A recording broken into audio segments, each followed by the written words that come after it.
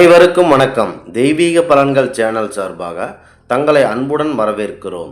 இன்று நம் காணொளியில் காண விரும்புவது ஆடிப்பூரம் திருவிழாவிற்கு சொந்தக்காரியான ஸ்ரீவில்லிபுத்தூர் ஆண்டாள் அம்மன் அவர்களின் பூமியில் தோன்றிய வரலாறு பற்றி இந்த காணொளியில் விரிவாக பார்க்கலாம்.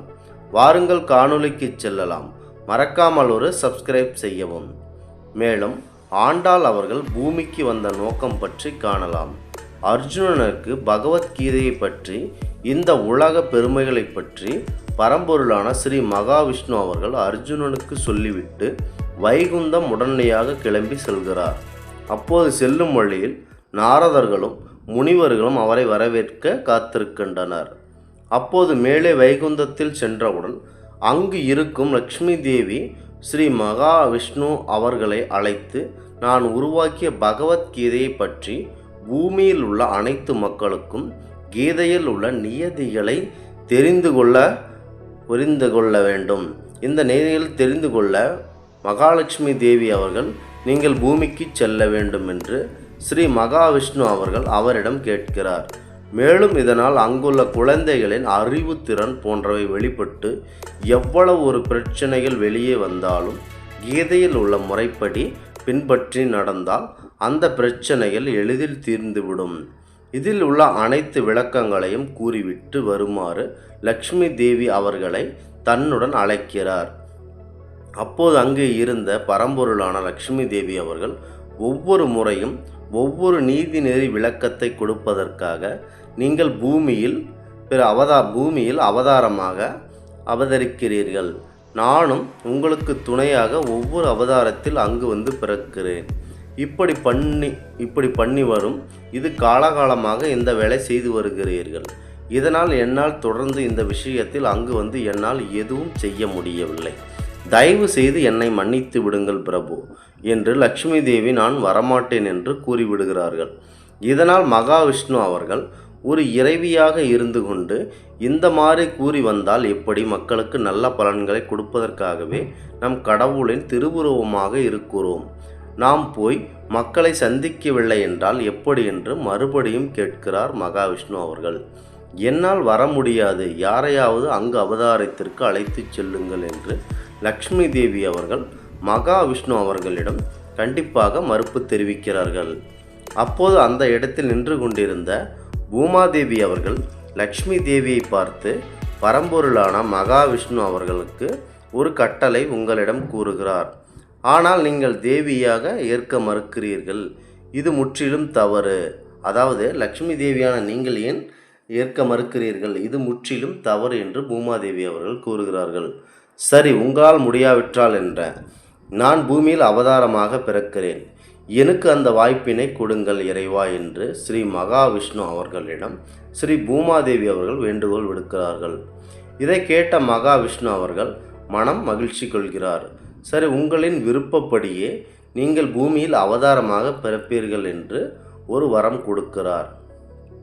அதன்படி பரம்பொருளான பூமாதேவி அவர்கள் அவதாரமாக பூமியில் பிறந்து ஸ்ரீவில்லிபுத்தூரில் ஒரு ஏழையாக வாழ்ந்து வந்த பெரியாழ்வார் என்பவரின் நந்தவன தோட்டத்தில் அழகிய துளசி செடிகள் சூழ்ந்து மனம் வீசுகின்ற அந்த நறுமண பூக்கள் வீசும் மனம் காற்றிலும் ஆடிப்பூரம் நன்னாளில் அழகிய பெண் குழந்தையாக அந்த இடத்தில் உருவெடுக்கிறார்கள் பூமாதேவி அவர்கள். குழந்தை அழும் சப்தம் எங்கேயே கேட்டு பெரியாழ்வார் அவர்கள் பூசாரி அவர்கள், என்ன திடீரென்று ஒரு குழந்தை அழுகிறது, இது எங்கிருந்து அழுகிறது என தேடிக்கொண்டு போயிருக்க, அப்போது அழகிய பெண் குழந்தையாக பூமாதேவி அவர்கள் அவர் கையில் கிடைக்கிறார்கள். மேலும் அந்த பெரியாழ்வார் அவர்கள் அந்த குழந்தைக்கு கோதை என பெயரிட்டு அன்புமிக்க தந்தையாக வளர்த்து வந்தார். பெரியாழ்வார் அவர்களுக்கு தனியாக எந்த ஒரு குடும்பமும் இல்லை. மேலும் கோதை அவர்களை தன் உலகமாக நினைத்து வைணவ சமயத்தில் உள்ள அனைத்து ஒரு கருத்துகளையும் நீதிநெறி விளக்கங்களையும் பாடல்களையும் விஷ்ணு சித்தர் மூலமாக அவருக்கு கற்றுத்தந்தார். இதனால் ஒரு கட்டத்தில் தன்னையும் மெய்மறந்து கோதை அவர்கள் பரம்பொருளான மகாவிஷ்ணு அவர்களின் மீது தீராத காதல் கொண்டு தினசரி அவரையே நினைத்து மனதில் ஒரு மனக்கோட்டை ஒன்றை கட்டி வருகிறார்கள். அவரை எப்போது திருமணம் செய்ய வேண்டும், ஒரு தினசரி கனவுகள் அவருக்கு தோன்றிக்கொண்டே இருந்தது. இரவு பகல் முழுவதும் திருமால் அவர்களை பற்றிய நினைவேதான் இந்த கோதை அவர்களுக்கு. தமிழில் மிகவும் புலமை வாய்ந்த அனைத்து தமிழ் மொழிகளிலும் உள்ள சிறப்புகளை கற்று அரிய பெரிய ஆழ்வார் பெரிய தமிழ் மொழிகளில் உள்ள சிறப்புகளை கற்று அறிந்த பெரியாழ்வார் அவர்கள் ஒன்றை விடாமல் கோதை அவர்களுக்கு எடுத்துரைக்கிறார். அவரை ஒரு தமிழ் மொழி மீது அதிக ஆர்வம் ஏற்பட முக்கிய காரணமாக இருக்கிறார். ஒவ்வொரு முறையும் காலையில் எழுந்ததும் பரம்பொருள் கண்ணன் அவர்களை இருக்கும் படத்தை பார்த்து அவரது மனைவியாக தன்னை எண்ணிக்கொண்ட அவருடன் ஜோடி சேர்ந்து நிற்பது போல கோதை அவர்கள் எப்பொழுதுமே நினைத்து கொண்டிருப்பார்கள். மேலும் அந்த பெரியாழ்வார் அவர்கள் கட்டிய மாலைகளை பரம்பொருளான மகாவிஷ்ணு அவர்களுக்கு படைப்பதற்கு அவர் தினசரி செய்து வந்தார். நாம் அந்த கண்ணனுக்கு ஜோடியாக இருப்போமே, நன்றாக இருப்போமே என்ற ஆசையை நோக்கி கோதை அவர்கள் தினசரி அந்த மாலையை தன் கழுத்தில் எடுத்து போட்டுக்கொண்டு ஸ்ரீ மகாவிஷ்ணு அவர்களின் ஜோடியாக நாம் அழகாக தெரியுமா என்று தனிமையாக பேசிக்கொள்வார். இதனால் மனதில் அளவுக்கு அதிகமான காதல் அதிகரிக்கிறது. ஒருமுறை இந்த மாதிரி மாலையை போட்டுக்கொண்ட கோதை இருப்பதை பார்த்து அவரது தந்தை, இந்த செயலை ஏன் செய்தாய்? இப்படி செய்தால் இறைவன் நம்மை தண்டித்து விடுவார். இதற்கான பரம்பொருளான ஸ்ரீ மகாவிஷ்ணு அவர்களிடம் நீங்கள் மன்னிப்பு கேட்க வேண்டும். இனிமேல் இந்த தவறை நீ செய்யாதே என்று கோதை அவர்களை திட்டுகிறார். அதை கண்டு கோதை அவர்கள் கண்ணீர் விட்டு அழுகிறார். நான் என்ன தவறு செய்தேன்? எனக்கு பிடித்த விருப்பமான விஷயத்தை செய்தேன். அது தவறா தந்தையே என்று மன வருத்தத்துடன் கேட்கிறார். மேலும் தந்தை பெரியாழ்வார் அவர்கள், நீ செய்தது முற்றிலும் தவறு. இறைவன் அவர்கள் மகாவிஷ்ணு அவர்கள் நம்மை கோபித்து கொள்வார்.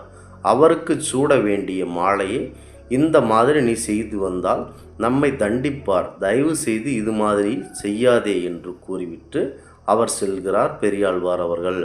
அப்போது அவரது தந்தையான பெரியாழ்வாருக்கு பல்வேறு வருடங்களாக படைத்த இறைவனுக்கு படைத்த பூமாலையை தினசரி கோதை அவர்கள் தன் கழுத்தில் போட்ட பின்புதான் நம்மிடம் கொடுக்கிறார் என்று அவருக்கு தெரியாது. அன்றைக்கே அவர் போடும்போது பார்த்ததினால் மட்டுமே அது முதல் தடவை என்று பெரியாழ்வார் அவர்கள் நினைத்துவிட்டு பேசிவிட்டு செல்கிறார். மேலும் கோதை அவர்கள் தினசரி அவர் கழுத்தில் போட்ட மாலையைத்தான் இறைவன் மகாவிஷ்ணு அவர்களுக்கு பெரியாழ்வார் அவர்கள் படைத்திருக்கிறார். இது பெரியாழ்வார் அவர்களுக்கு தெரியாது. அன்றைக்கு மட்டுமே கோதை போட்டு பார்த்திருக்கிறார் என்று அறிவுரை கூறிவிட்டு வந்திருக்கிறார். அப்போது அதை தெரிந்து கொண்ட பெரியாழ்வார் அவர்கள், இந்த மாலையை தன் மகள் போட்டு தவறு செய்து விட்டாள், அந்த மாலையை உங்களுக்கு படைக்க மாட்டேன் என்று அந்த மாலையை ஓரமாக வைத்துவிட்டு புதிதாக ஒரு மாலையை இறைவன் கழுத்தில் சூடியதாக கூறப்படுகிறது. அப்போது அசரீரியாக தோன்றிய ஸ்ரீ மகாவிஷ்ணு அவர்கள், புதிய மாலை எனக்கு எதுக்கு போடுகிறீர்கள்? இந்த மாலை எனக்கு பிடிக்கவில்லை. தினசரி உன் மகள் போட்டு அதை எடுத்துக்கொண்டு எனக்கு வந்து போடுவீர்களே, அந்த மாலையை எனக்கு போடுங்கள் என்று கூறுகிறார். பூசாரி அவருக்கு ஒன்றும் புரியவில்லை. மேலும் இறைவா, என்னுடைய மகள் போட்டு இந்த மாலையை உங்களுக்கு படைக்கக்கூடாது என்று கூறுகிறார். பேசிக்கொண்டு இருக்கையில் அவரை அறியாமல் பெரியாழ்வார் அவர்கள் அந்த மாலையை எடுத்து மகாவிஷ்ணு அவர்களின் கழுத்தில் போடுகிறார். அப்போது மகாவிஷ்ணு அவர்கள், எனக்கு இந்த மாலைதான் மிகவும் பிடித்திருக்கிறது, இதே மாதிரி தினசரி செய்யுங்கள் என்று கூறிவிட்டு மறைகிறார். இதனால்தான் இந்த ஆண்டவன் மனைவியே கொள்ளை கொண்டு விட்டதால் கோதை என்ற பெயர் நீங்கி ஆண்டாள் என்ற பெயர் பெறுகிறார் ஸ்ரீவில்லிபுத்தூர் ஆண்டாள் அம்மன் அவர்கள். அதற்கு பிறகு பரம்பொருளான மகாவிஷ்ணு அவர்கள் இந்த ஆலயத்திற்கு அவர்களை அழைத்து வாருங்கள், அதாவது நான் தினசரி குடிக்கொண்டிருக்கும் இந்த ஆலயத்திற்கு தன் மகளை அழைத்து கொண்டு வாருங்கள் என்று பெரியாழ்வார் அவர்களிடம் உத்தரவிடுகிறார்.